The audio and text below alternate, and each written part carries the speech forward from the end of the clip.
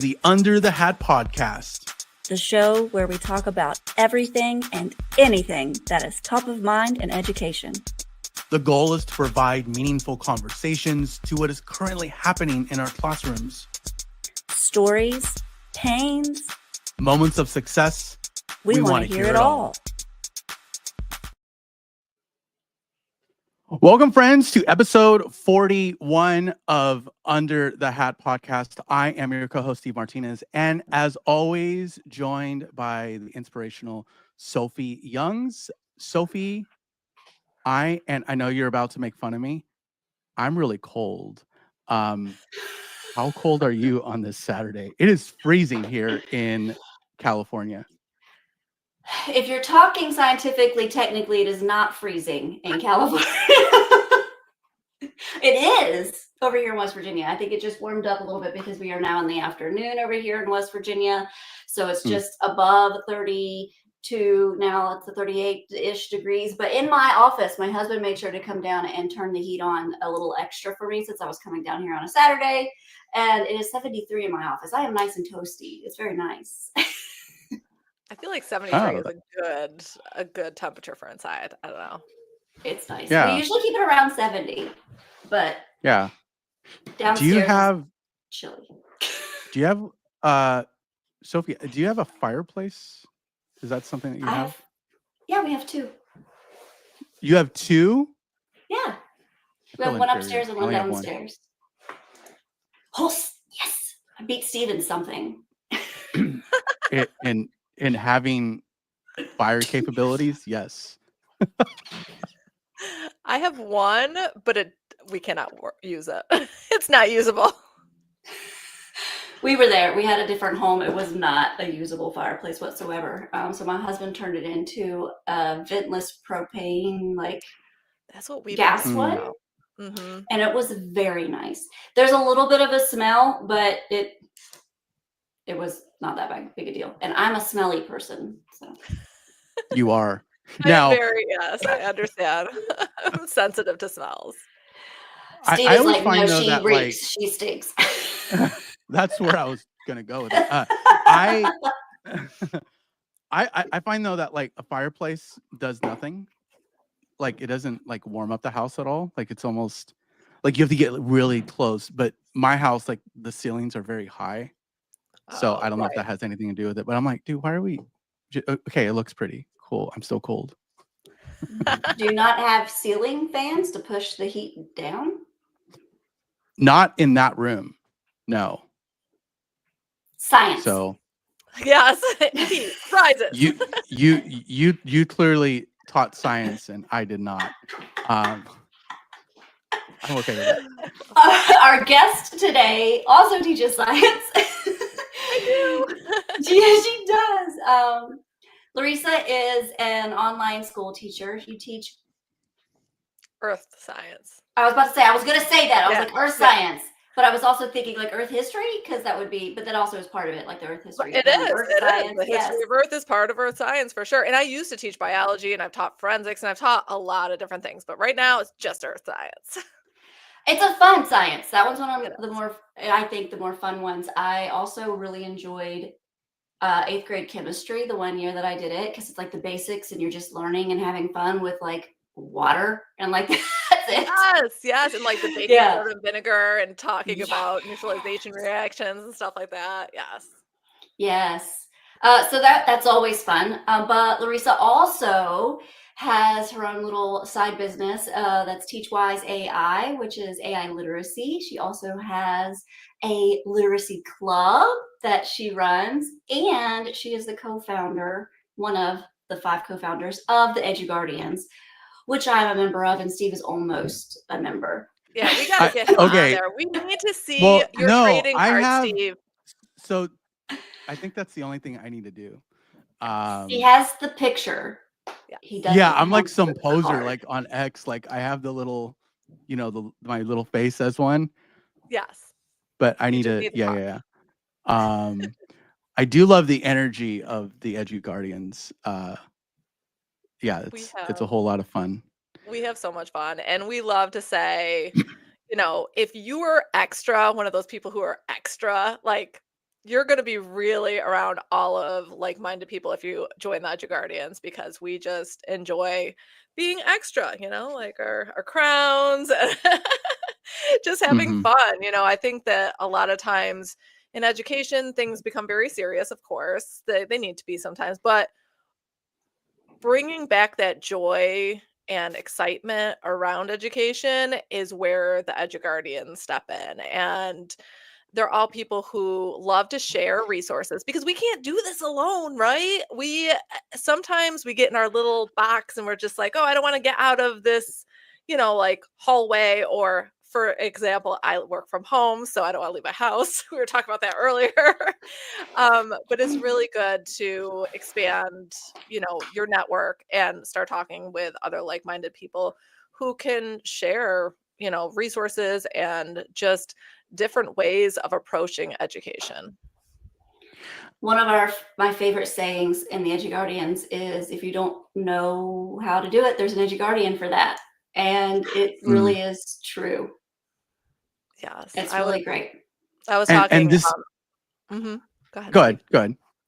I was just saying I was at NISCAT a couple weeks ago up in New Mhm. York, where I'm Mhm. originally from, and Dan Thomas was telling me how he loves that anytime he posts on like X or Blue Sky and tags Eduguardians, there's someone who is going to answer, or there's multiple people who are going to answer that question and give feedback. So that is one of the reasons it's so powerful.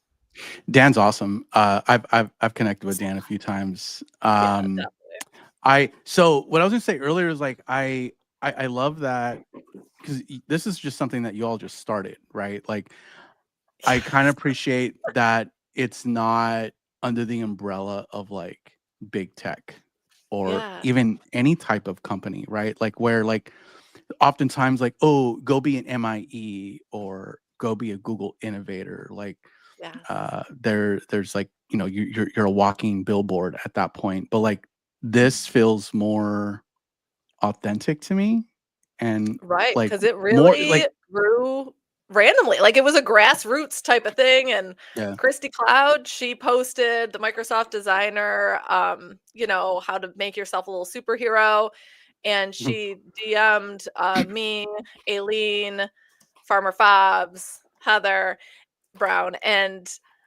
she was like, "Hey guys, I found this. Like, go ahead and give it a try." And we all did, and then we posted ours, and then people were just like, "Oh, where'd you get this? How do I do this?" And we posted the link, and it just like blew up from there. Like it just became, because all of these people who love ed tech and use it a lot in their classrooms, they just kept on adding to it, and it was like all of us Mhm. were, just being extra about it. And that's where the trading cards came from, and that's where, just like the Eduguardian exchange, and then the newsletter, we got a website, we became like official because everyone was asking us, well, how do we find out more, how do we do more, like where do I go to become one, and do I have to pay? And I'm like, no, it's definitely not like a paid thing, it's totally free. We're just a bunch of educators who love connecting and sharing ideas.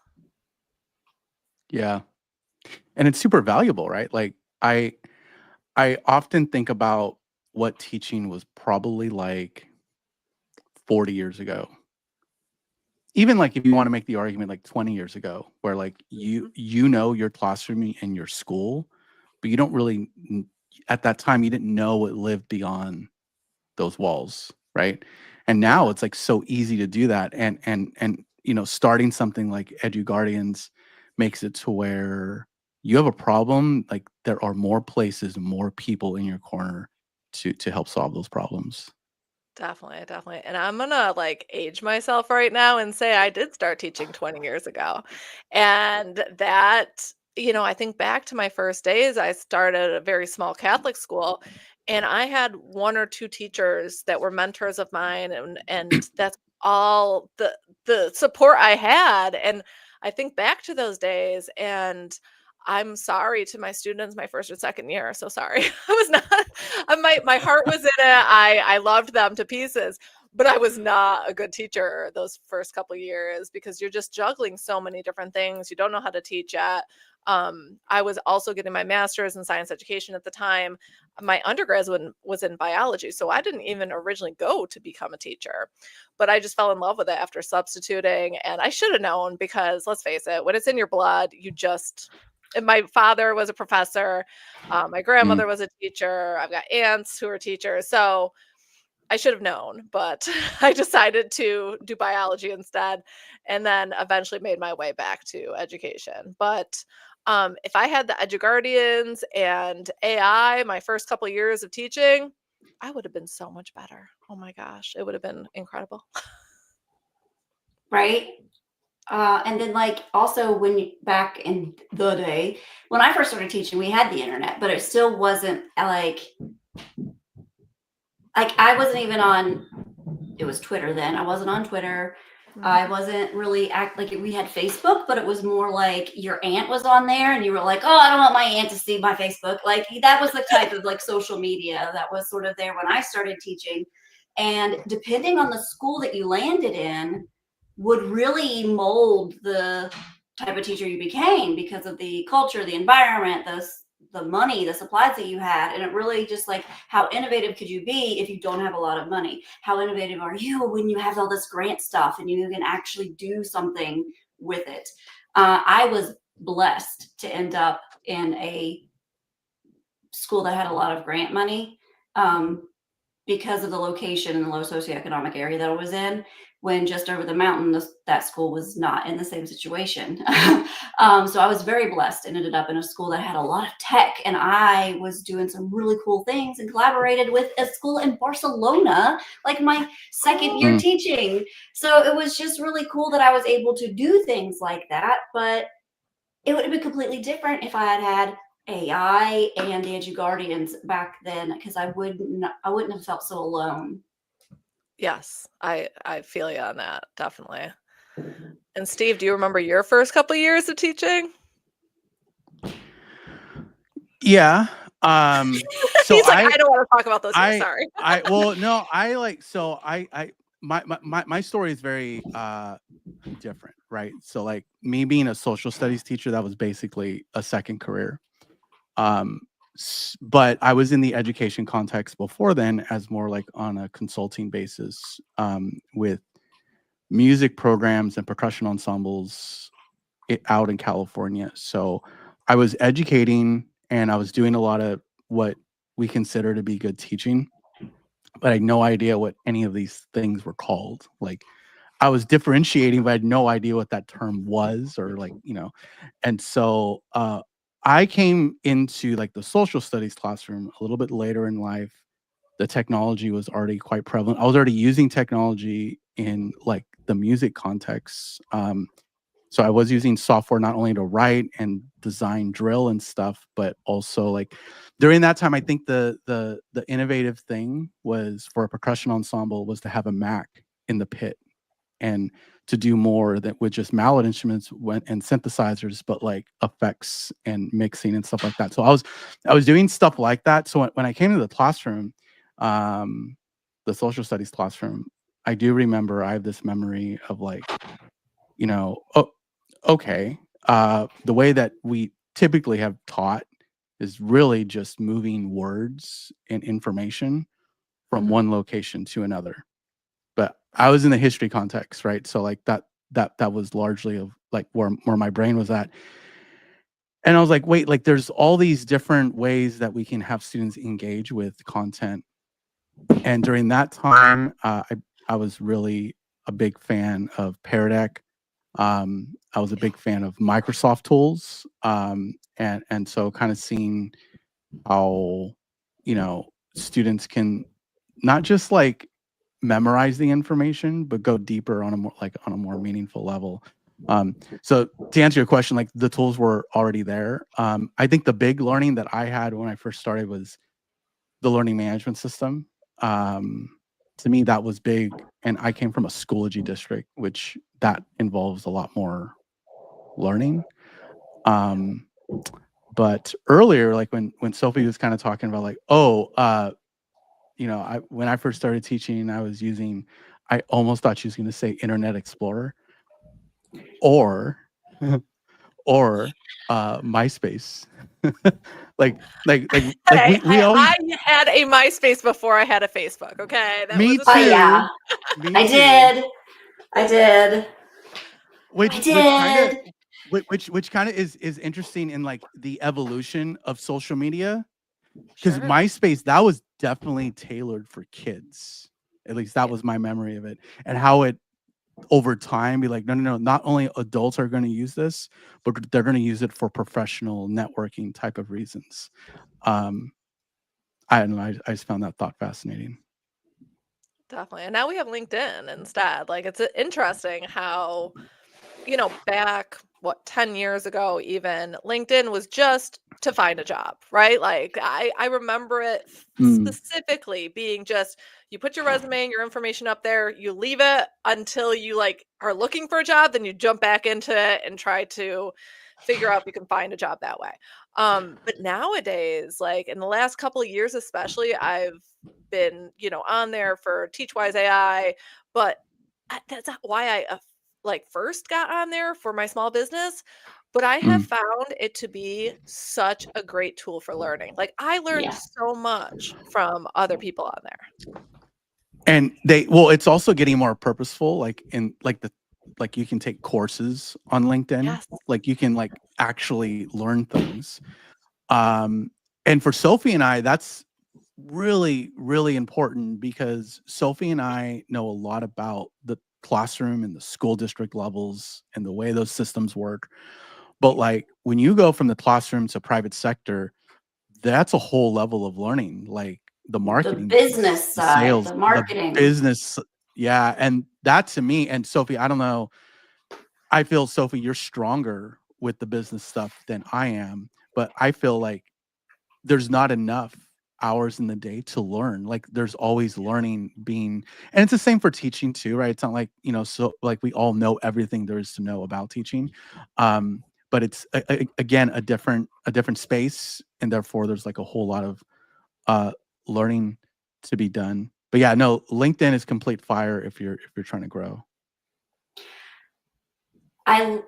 My Eduguardian character is the Inquisitor because I like to ask a lot of Hmm. questions, apparently, which Really? is right, right, Steve. And that is something that really, I was like, oh my gosh, I do. It was a lot of learning about myself just by becoming an Eduguardian, and because I do ask a lot of questions, and that's why Steve might think that I'm a little bit better at the business thing, because if I don't understand something, I'm like, why? Will you explain that to me? And people sometimes are like, what, you don't believe me? And I'm like, no, I just really just want to know. I want to understand. And I find the marketing and the graphics and all of that to be fascinating. So I tend to lean more towards the marketing department and be like, tell me more about this. What did you do in that? Why did you make that decision? Why are we only doing that for that? And what's going on with this? What's your decision for that? And they're like, Sophie, just stop, because they don't have the time to answer all my questions. But they love that I am interested and I'm willing to learn and to understand, and not just to be critical. And that is something that, as a very inquisitive person, I've had to put out first before I even ask a million questions, that I'm asking to understand, not to degrade or second guess you, Right. which Which is which I don't believe whatsoever. I'm just kidding. Uh, sometimes like, so it, because when you're working remotely, all you really get is a chat for the most part, right? Like Yep. Sophie and I will jump on a huddle and we'll like actually interact like this. But like if it's in a chat, I'm like, if I don't hear it, if I don't feel it, I'm like, what's Sophie doing here? But he's like, I are you being passive aggressive? I'm like, no, I Right. really just don't know. Like, I'm like, it was Because that's so what it can passive. look like in a chat, though. Totally. We It talk about can. this a lot in my work too. Yeah, it's like yeah, it's so passive that it just ends up being aggressive. But it's a genuine question, Steve. I I'm know, usually way more blunt. but well, no, and then you kind of just learn people as you work with them more. Like Sophie and I have gotten to know each other, like we know each other very well now. Um, but yeah, so like the whole chat and the way that we communicate, um, when I I do just offer up my time to my former school as a mentor. So like talking about like industry and entrepreneurship, all that stuff. And that's something I talk about. I was like, most of your jobs, there'll be a remote or hybrid thing. For Like, sure. For and sure. so how we teach communication now in school, that has to look different, right? Like, because it's Yes. how do you read in between the lines, as Sophie says. You have to And read that's between the where lines. AI comes in too, right? Like AI literacy is so important right now because it is going to change the trajectory of our students' careers, right? Like what will careers look like in 20 years? Now, I started my Mm, career 20 years ago, right? So I had taken a few years off to be a stay-at-home mom. So like I have like 16, 17 years of actual teaching under my belt. But 20 years ago, I could not have imagined that I would be able to stay home and teach. Like that was not even in the realm of what I thought could happen. right. And then once I moved to South Carolina, there was an option. My babysitter at the time was like, "Hey, yeah, I'm taking online school." I'm like, "You're in ninth grade." Like at that time, 10 years ago. Well, yeah, about 10 years ago, it wasn't a thing in New York, right? Like in New York, all they had were colleges that were doing that, right? Like you could take courses Mm, online and stuff like that. So I thought to myself, that's strange. How are you taking courses? You're not in college yet. And she's like, no, no, no, it's a charter school, and we are able to do online school and get a high school diploma. And she's like, by the way, they're looking for a science teacher. And I was like, that's interesting. Let me give it a try. And so I applied and I didn't hear back for like 2 months, and I just thought to myself, okay, that's not in the cards for me. But luckily I did get a call, got interviewed, and was hired, started in May. Which is such a strange time to start, but I was really lucky I started then because the long-term sub, she stayed on and like trained me for a little while. And then mm, when I restarted and started at the beginning of the year in August, I felt so much more comfortable with, the whole process and our LMS and how teaching online worked. I mean, it certainly was a lot different, and I would say it took me at least a year or two to get used to transferring my skills from the classroom to online. But the ed tech industry really like having those ed tech tools like Pear Deck and Screencastify and things like that really helped me with that transition because I honestly would just be lecturing if I didn't mm. have those ed tech tools. I would not be able to engage my students that much, I feel like. Yeah. Yeah, and I remember during the pandemic, right, when everyone was teaching that way, um, Yeah. I'm not saying that it was a seamless transition for me, but it felt less it felt less weird than like Hmm. for some of my colleagues, where a lot of my colleagues, they were the ones that like, I'm giving you a piece of paper, child. You're going to write information on it, and I'm going to tell you what to write down. Yeah. Cool. And then on Friday, I'm going to give you a test. And then they're going to be like, oh, you're probably going to fail. They wouldn't say that to their kids, but then they would come back to me like, all my kids are failing. I'm like, oh, well, yeah, girl. Like, Yeah. They need to actually do something with the material other than just write it down. Right. yeah. Yeah. So, but Yeah. like, so what the way I was engaging with kids online wasn't too different than if they were in person. Right. It was the same tools that were involved. It was the same practices, and then you get things like breakout rooms, right? But like, I Right. I just think that back to your AI literacy point, Hmm. um, you know, kids do have to figure out, and teachers alike, how to have this new, um, I don't know, I don't want to say villain because that's not the right word.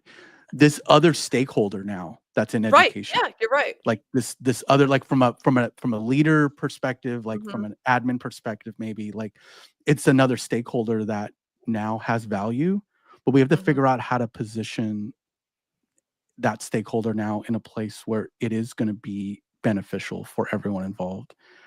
Um, Definitely. So you have this focus on AI literacy.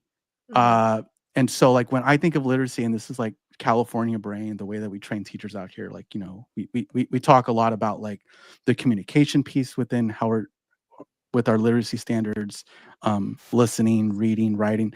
So with AI literacy now, like what are the new buckets, right, for us to like, or the framework, or like how do we organize that when if somebody is not too versed on it?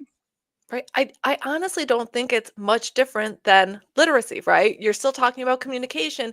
You're just figuring out how to use AI within communicating, right? Or use AI Mm, within um, helping your students through the content. Like, do you decide to, for example, use a chatbot, like one of the school AI chatbots, to help students dive deeper into the material? And there's that conversation that is happening rather than just here's a piece of paper, go ahead and write down, like fill in the blanks, and it's either right or wrong.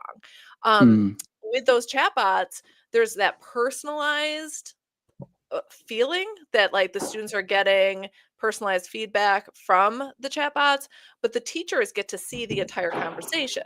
So I think, it's just shifting the mindset of the teacher does not have to always be the one having the conversation, right? It can be between a student and a chatbot. It can be between students. I did a breakout room where the students were working together and answering questions with the chatbot. So they're still collaborating with each other, but then the chatbot is the one taking them through this like choose your own adventure. We were talking about erosion in Yellowstone, and they had to figure out solutions to erosion in the park to help with managing it, right? Like there's not any perfect solution to erosion, but how do we combat it so that people can still enjoy their time at Yellowstone, right? mm. So something like that, like shifting your mindset to allowing AI to be, like you said, one of the stakeholders, but certainly not the main one. I think Right. that's important. So honestly, teachers already know all of the pedagogy they need to know, right? Most do. And they're just shifting their their way of thinking about it with how do I use AI in some way, or don't use AI at all in it. Like for example, if you are teaching students how to write an essay completely by themselves, brainstorming by themselves, writing, then you're not going to use AI at all in that aspect, right? But you have to make that choice as to when do you find AI to be useful, and what is it that you're actually assessing the students for? So can you have students use AI for brainstorming if that's not part of the assessment? If it's just the end point of we want them to get an essay. And I think every teacher is going to make those decisions within their own classroom. It should be an autonomous decision based on their own pedagogy. But we also do need policy around it. Like Mm, every school needs a policy, and that's not just to protect the teachers and the school, but to protect the students as well, because there's a lot of privacy policy issues that go into some of these AI tools. But it's not that different than using ed tech tools, right? They need to be COPA and FERPA compliant. They need to make sure they're not selling, students' information to third parties. Um, uh, the information is not that much different, honestly, than what we've been doing. It's again just that shift in including AI in the conversation. I I love that you're like, do you want the child to this specifically? First of all, the erosion breakout room with the AI bot basically being the game master instead of the teacher. Freaking brilliant. Thank you. Second of all, um, there are some teachers that are going to be against AI, period, no matter what. But they're also I'm seeing a correlation here that they're the ones that want they want the kid to do everything on their own, that they're not open. Like their good, engaged classroom means silence. in their room. Yeah. And they're going to be like, I'm seeing a correlation where they're like, no, I don't want to be AI. They're just going to be cheating. And I'm like, and what's the point? You're right. What are you actually assessing? What's the point of the activity? Is it for them to sit there and struggle and brainstorm alone when they can't think of any other ideas? Or are they going to talk with their friends? Because they could also talk with an AI bot if they're shy or have situational mutism or whatever it is, where they can actually use a technology to still collaborate with something and brainstorm and help them come up with better ideas. I use AI all the time to come up with better ideas. I can't imagine. Definitely. And that's one thing, is why are we taking that away from our students? I mean, don't give them ChatGPT, because that's not, well, like depending on their age, but why not use something that is appropriate for them, that has the guardrails to make it safe, like the school AI chatbots, right? And I think you're right that a lot of teachers, they're seeing on the news, or they're seeing like they have some kind of the prior knowledge that they have about AI is all that it's negative, right? And there are negative things, of course. Like I will talk about both the positives and the negatives, because we need to have that conversation, those tough conversations. So we, in AI Club for the Charter Institute at Erskine, we do talk about the negatives too. But what's important is for teachers to realize that this is actually a tool that can help you. It can be like a personal assistant to you. It can help your students to think deeper. When you have, 200 students, sometimes you can't differentiate all that much or personalize it as much. And this is where the future is going. Like, let's face it, like AI is not going to be like banned for much longer, if it even is in some schools. They will have to deal with it at some point.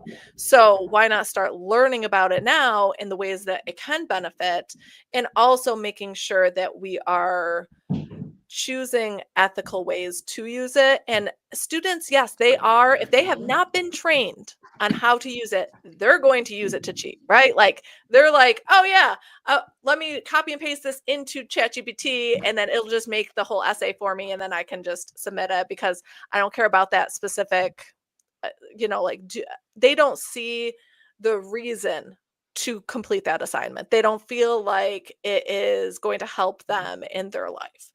So I think that you do have sometimes where the students are going to use it. If they're not trained correctly on how to use it, they're going to use it unethically. We need to be talking about this with students. We need to interact with them and show them how do I use it? Well, I'll use it, like you said, Sophie, as a brainstorming thought partner, or I will use it to help me figure out, okay, I have this lesson plan. I put the lesson plan that I put, in there, and I say, how do I make this better? How do I make this more accessible for all my students? Like, it gives me ideas that I might not have thought about, and that allows for better accommodations for all students, I feel. Well, and this isn't really that much different than all the other trends and new technology that has happened throughout the ages. Social media was dangerous. The internet was dangerous. We came together and created lessons to teach students about how to be safe on social media so that they don't get human trafficked. Michelle, AI is a wonderful co-teacher. It is. But this is something, actually, the dangers of it is something that I saw. Michelle Manning actually did a post, and I saw it, and it was about AI bias. Yes. The bias with the doctor and teacher getting married. Yeah. Yes. The prompt was basically create a picture of a doctor and a teacher getting married, and it showed two white people. The doctor was male, the teacher was female, and they were it appeared to be more of a Christian, right, like in a church or something. Yeah, like wedding ceremony.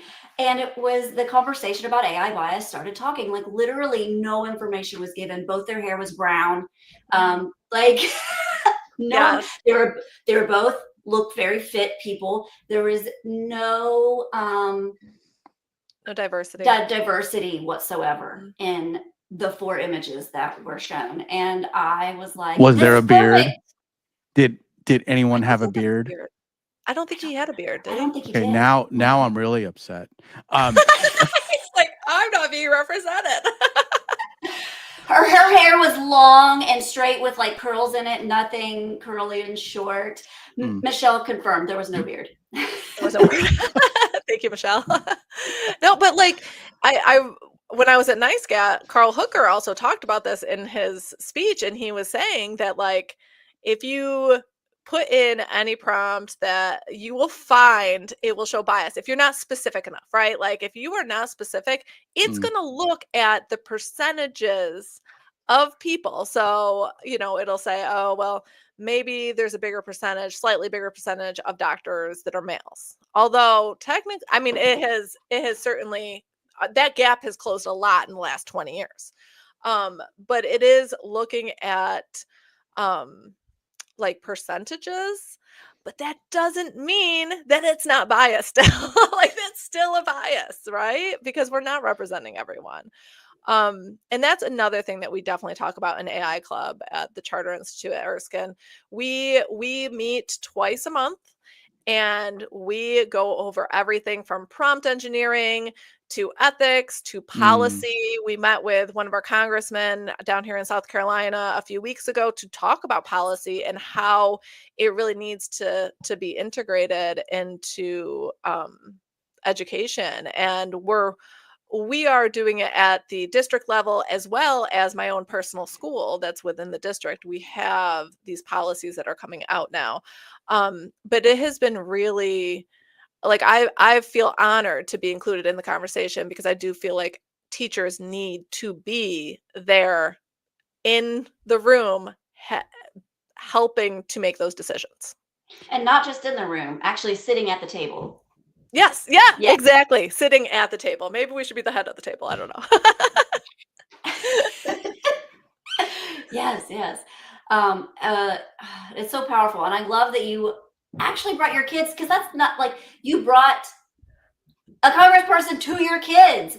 The first time I talked to a congressperson was I actually went there. It was like a school field trip, and I went there, and we sat at the table and had dinner with one of our people. But the entire time I was just trying not to sneeze because my allergies were bad. I don't remember anything about it. But the fact that you had like meaningful conversation that the kids were even interested in with a congressperson, that's an experience that is amazing. Right. That's just amazing. Right. Yeah.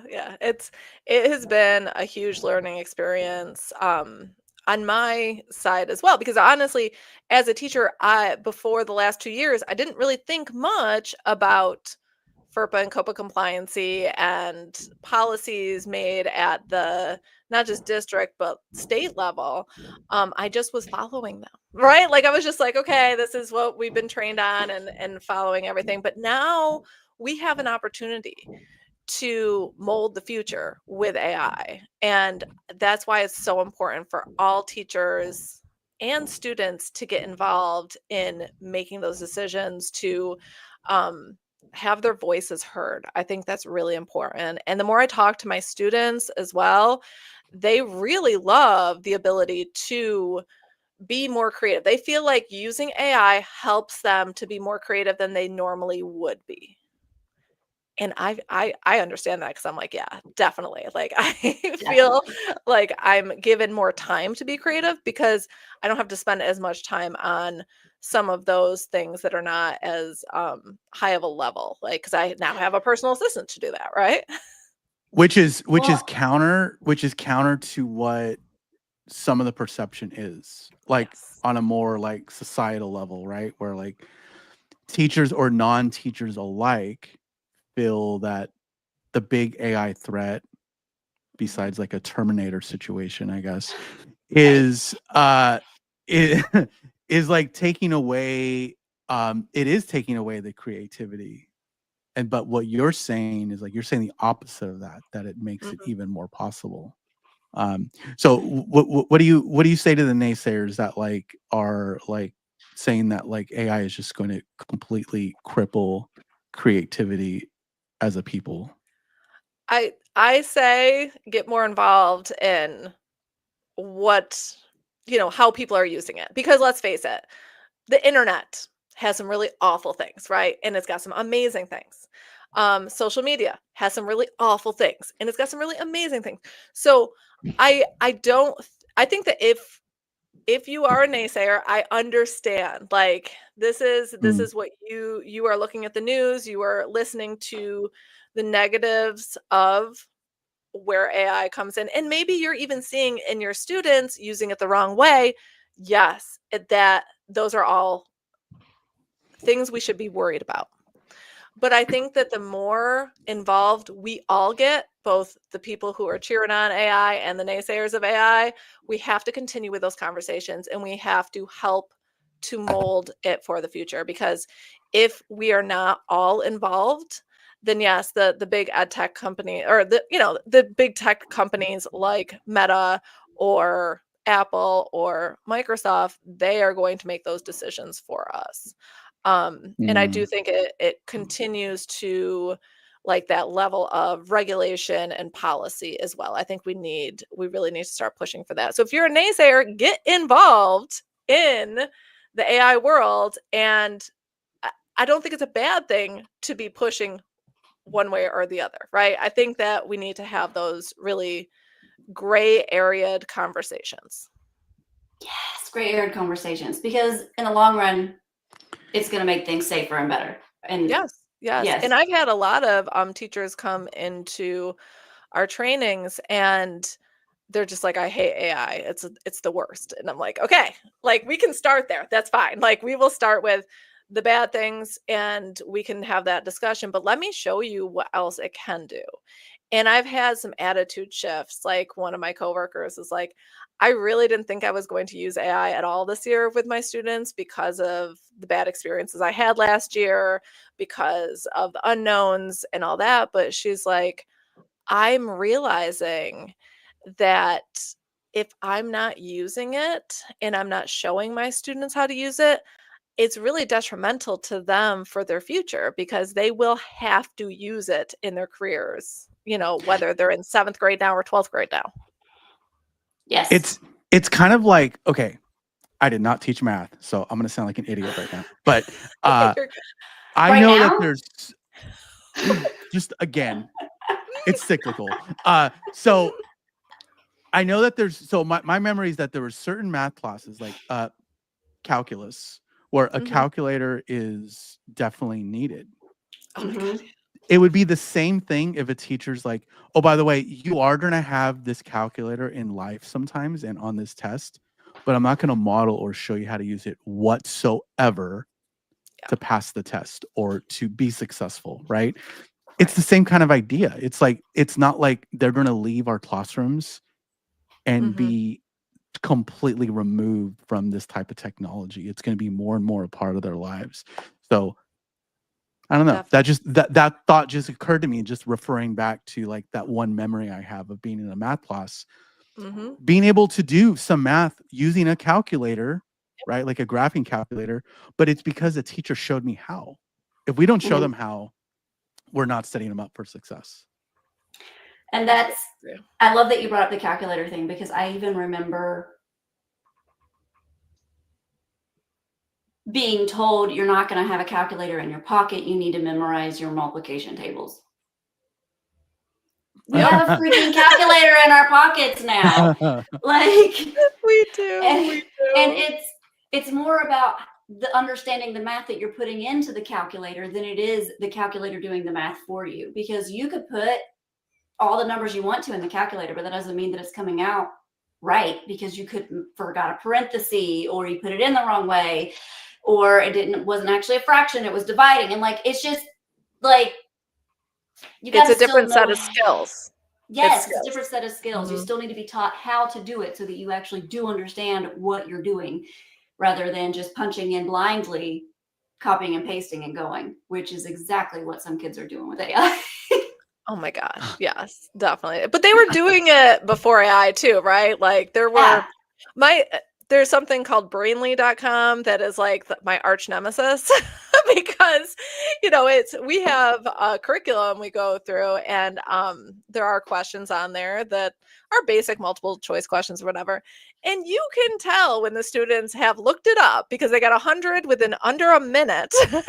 And I just know, like, I go to brainly.com and I look and I'm like, oh, it's not worth the battle of me writing to them and saying, hey, this is what has had to happen instead is a shift in assessment. Okay, let me Right. shift the assessment.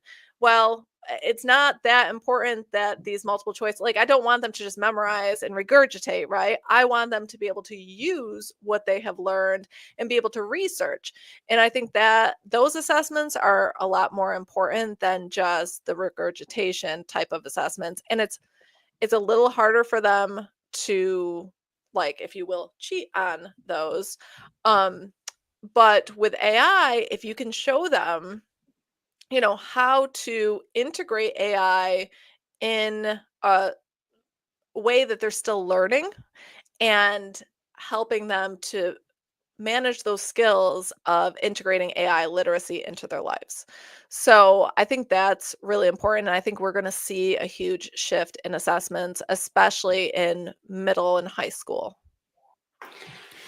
I love that you mentioned the shift in assessments. Sorry, Steve, I am dominating this conversation today. Steve's like, I cannot get a word in edgewise with these two women. I'm No, telling but ya. like a lot of what I warned him a before. lot of what Sophie is saying though, like, so when she's jumping in, it's low key, like very similar to what I'm thinking. And so, Sophie, go ahead. I love that you mentioned assessments and the way you're pivoting your assessments, because one of the things that I heard when AI was coming out and teachers were getting scared and they're just going to cheat. I was like, if a computer or a robot can do it for them, then why are you asking them to do it? Like, right. And there's a certain level where that's true, right? Like, yeah. I mean, I'm not talking elementary level, but once you get to middle and high school, we should be expecting more of these students, and we should give them the tools that they're going to have in their regular jobs once they get there to make them more efficient and effective. Right. And so that was kind of like what I was going to say earlier was like, I hear a lot of conversations around, oh, we need to change like our bell to bell lesson, but not enough on what you're saying of like, it's not just the teaching, it's the assessment piece, right? Like and is the assessment aligned with how life assesses us? So like in life, it's really rare that we have to go and pass the test. Unless There's you're no Steve right multiple choice now. questions. Unless you're Steve right now, and that's a different conversation. I can provide context on that later. But like for the most part, you don't have to just do the archaic assessments that we've been asking kids to do for the last however 100 years, right? Yeah. So I do love that idea of making the assessment more authentic, more meaningful, more hands-on, because that's essentially what's more aligned to what we experience as adults, right?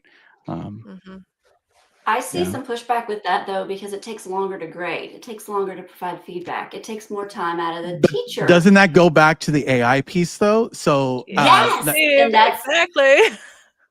And so one thing that I've been really focusing on with my interns and my student teachers is you need to do the feedback in the moment, because once that moment vanishes, it's too late. They don't care. They care while they're crafting it, while they're doing it. But if you think that you're going to assign an essay and then that you're going to grade it and then they're going to go and read that feedback afterwards, you are sadly mistaken. Like it has to happen in the moment. If it doesn't happen in the moment with this generation, with these kids, it's too late. More immediate feedback. The more immediate it is, the more effective it's going to be. And I like to think of it sometimes with feedback and grading when it comes to like basketball practice or even sport practice. If the coach were to record practice, watch it later, then come back with feedback and be like, you should have done it this way. It's too late. The kid has no idea. They don't even remember how they did it the first time. Like, it's way too late. You're giving them that feedback during practice, not days later. Yeah. And that formative assessment type of thing where like School AI Chatbots does it, Curipod, the AI feedback can do that immediately with Curipod, and Brisk Teaching has got several different ways that you can provide pretty immediate feedback for students. And I'm focused a little bit more about formative assessment because I feel like that's where we are more of the time. But with summative assessment, you probably are going to take a little bit longer to give that feedback just because, if it's a research project or something like that, it's going to take longer. But during that process, oops, sorry, you're going, I know, I talk with my hands because I'm half Italian and I can't help it with the microphone in front of me. But that's going to, allow for the students to give you a better summative assessment anyways, right? If you're giving them formative assessment feedback in the process. Yes, 100% agree. I would also like to throw in there, Kimmy's Class View allows you to provide forward assessment really That's fast. right. That's And right. I know you didn't mention it because you don't have the right LMS to integrate with, but that's why I wanted to bring it up. But We I had that love Amy stuff. I know. There is something that I'm excited to tell you about later, but being able to see all of your students' work like you can in a lot of different tools to get that holistic view of their work, whether you're right next to them or not even in the room with them while they're working on something, Yeah.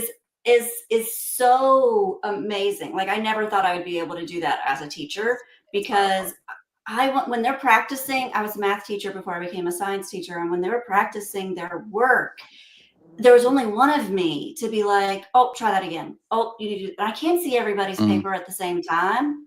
Exactly. But you can now.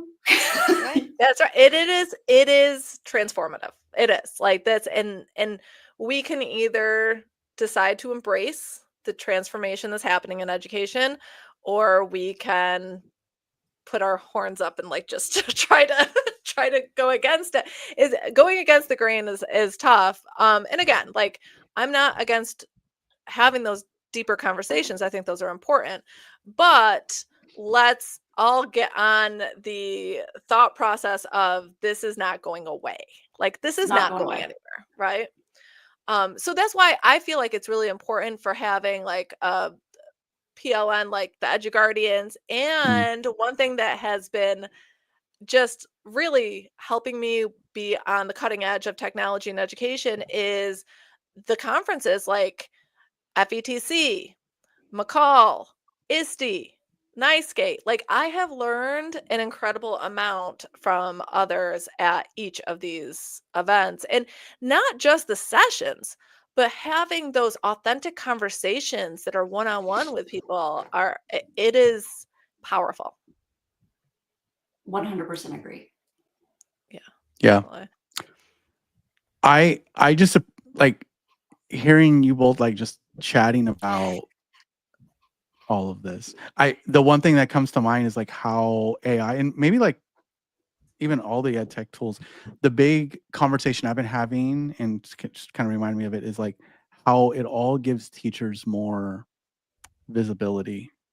Like like we spent a lot of time talking about data. We started talking about student monitoring, but like the common thing with all that is the visibility. You want to see, kind of like what Sophie was talking about. And I guess Sophie works for Cami, I guess. But like, like talking about class view, talking about that visibility versus the visibility of like, it was mentioned earlier, something along the lines of like a teacher seeing dialogue between the students and the bot, right? The school AI. Yeah. And like, just, I think overall, like having that level of visibility, that wasn't possible 20 years ago. It was almost like we were just guessing. We were just like throwing darts in the dark and hopefully they get it. And it really made it to where there was more responsibility on the family, on the student, and not enough on the teacher. But now that responsibility has shifted because it's, I think, a little bit more equitable, right? A little bit more fair in the sense of like, no, teachers should be held accountable too for now, especially now that they have that visibility of what they're learning, where the gaps are. Right. So, And I think Yeah, Sophie made a good point too, where she was saying that like students who might not speak up in class often or mm, don't speak while they're in front of other people, these chatbots allow them to have a voice. Like and I have had friends who, there was a student of his that wrote down something that like they needed to have the counselor come and talk to her about because mm, she didn't feel comfortable talking to an actual human like face to face. It was too hard for her to explain, whatever abuse was happening, and for her to be able to put it in to one of these chatbots and for the teacher to see it, and it red flags anything like that. It red flags it so no teacher will miss it.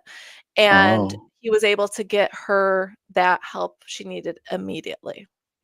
And she had been holding on to this for a long time. Like, so I think that there are different levels of help that AI can, sure. allow for. That is powerful. Like, that's amazing.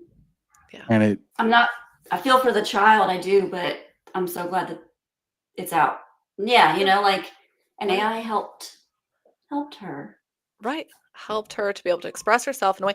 And we've seen this with ed tech tools, right? If a student maybe is on the spectrum and cannot communicate verbally, they can type it in, they can have a conversation through their iPad. And that it is something that if they didn't have that iPad, they would not be able to effectively communicate at all, which is why there's sometimes a lot of behavior issues because they're not able to mhm. communicate what they're feeling.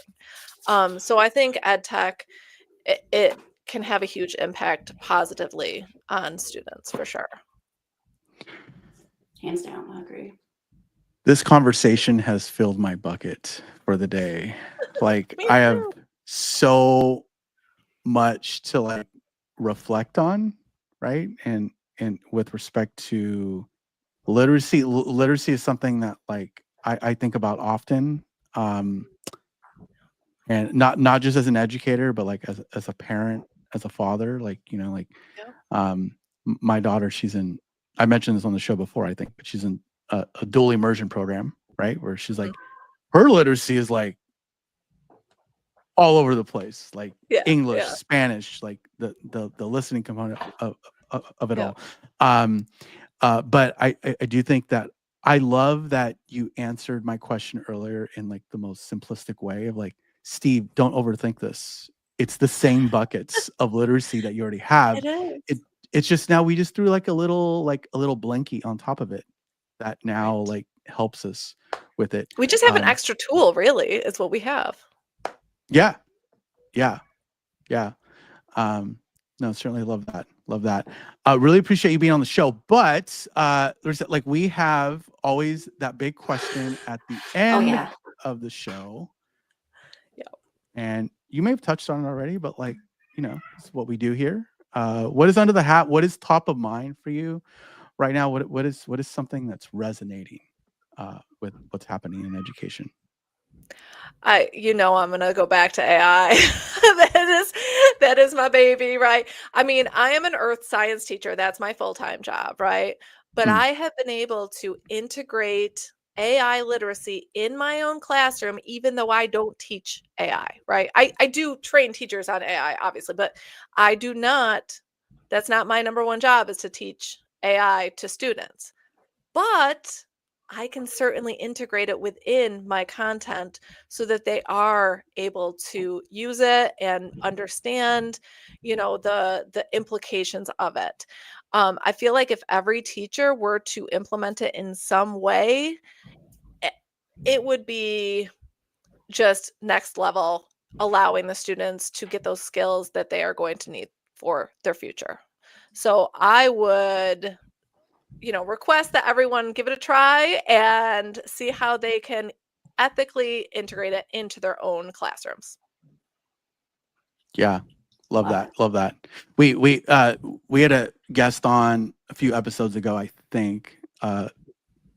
Sophie can correct me if I'm wrong. But we had someone on the show talk about like initiative burnout, where, and that's kind of reminds me of that. Like, if we can just like pull that in for a second, because like teachers have like, oh, you have to teach the digital citizenship, and then the literacy standards, and then the content standards, and then the committees, and underwater basket weaving, like all the other things that they may be involved with, right? And I just love how you frame AI literacy as just like, look, you can squeeze it in, you can do it, seamlessly, if implemented correctly.